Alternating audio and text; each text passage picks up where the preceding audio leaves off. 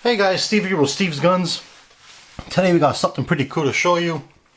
This thing is a classic, give or take 70s, 80s. It is a J-frame. This is a 38 Special, model 36-1, which is a 3-inch barrel, or known as the Chief's Special.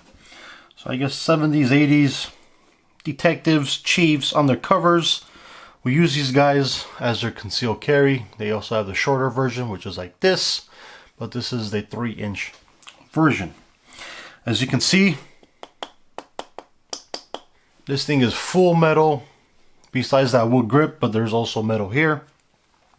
Very, very fantastic gun. The quality is absolutely amazing. For being from the 70s, 80s, around, what, 50 years old? A little bit more. It's in very good shape. It sounds perfect. Everything functions well. That's how you pop out your bullets.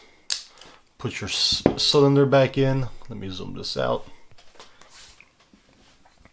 So this guy, the 36-1, was introduced in 67 until 88.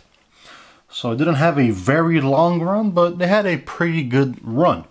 But the J-frame has been out since, I believe, the 50s.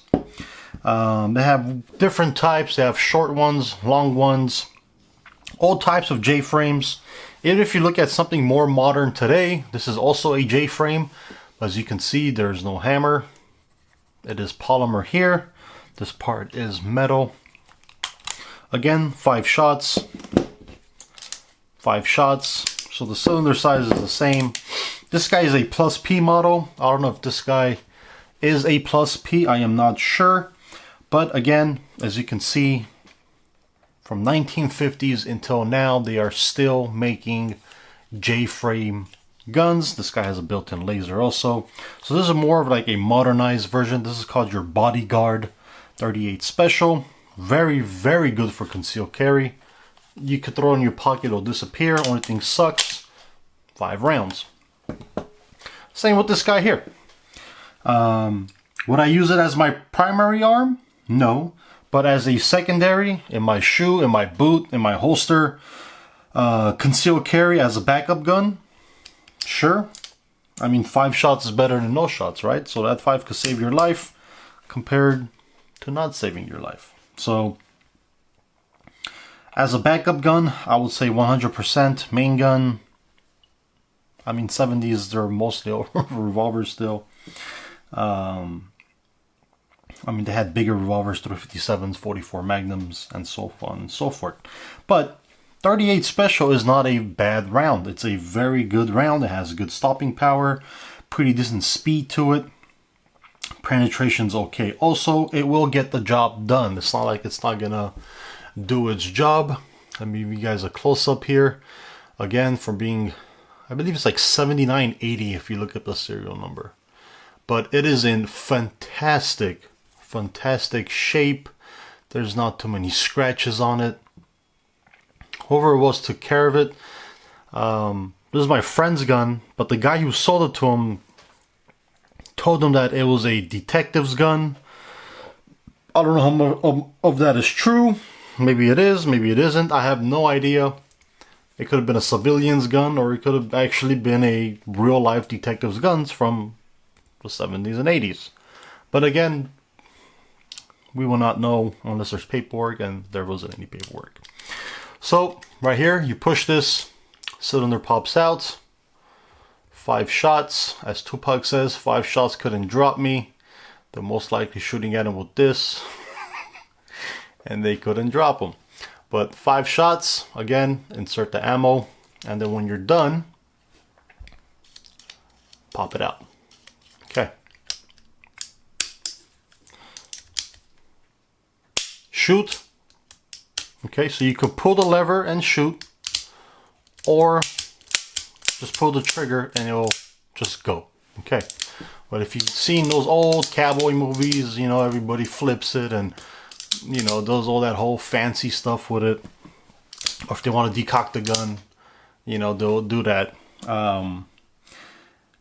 Is it safe to do that? I mean, if you're careful enough, sure. But if your hand slips, you're actually going to shoot it.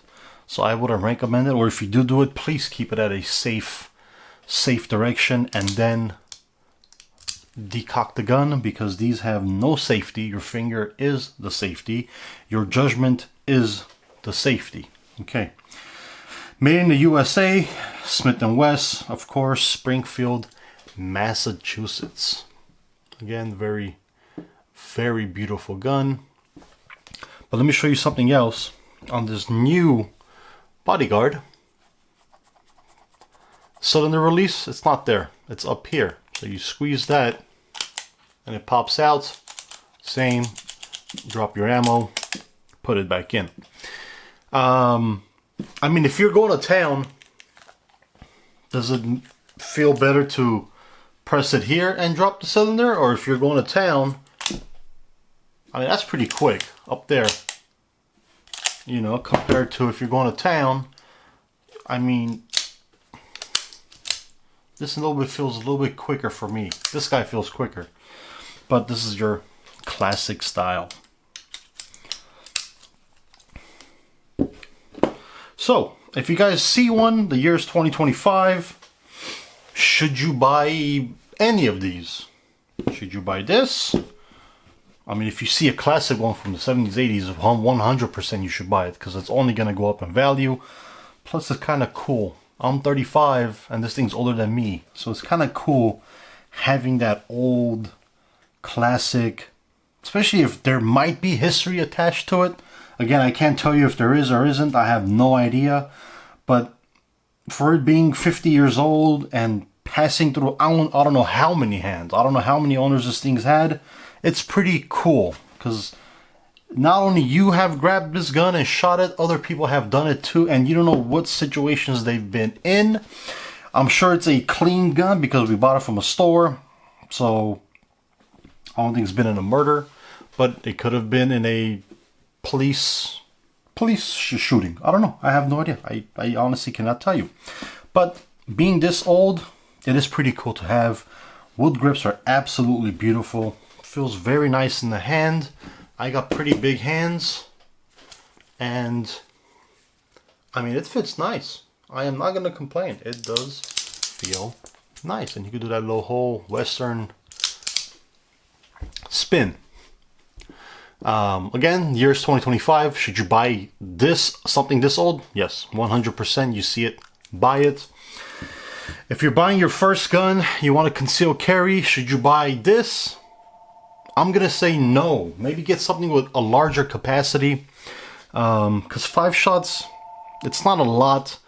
But again, if someone is rushing you, you shoot 1 round, they're most likely gonna take off. No one's gonna stick around for that one. After that 1 shot has gone off. But if it was my first gun and I was going to conceal carry, I would pick something else. I would maybe go something like this. P2000. A little bit bigger on the conceal carry side, but maybe a SIG 365 or a Glock 19X for a conceal carry, because you have that, you know, 10, 15, 20 rounds of ammunition. But the 2 main differences, again, the hammer, but polymer. Polymer, full metal. I prefer full metal. I like the full metals. I think they're more sturdy. The quality is much better. I think it will last much longer than something that's polymer. And that's not just to these older guns, even with newer guns. I mean, this guy is not new, but I do have a CZ97B. I probably should have shown that because it's fairly new. But this guy's from 80s, 90s too. But again, polymer, full frame, HKP7. If you guys are gun boys, gun guys, gun women, you know exactly how rare and how cool this guy is. But polymer, full metal, again, something new. I'm preferring the full metal frames over the polymer frames. That's just me. I don't know. But everybody's different, but not, this is a badass gun. Don't get me wrong. This is a badass gun. Okay. Border Patrol was using these. So they're good. They're good. Okay.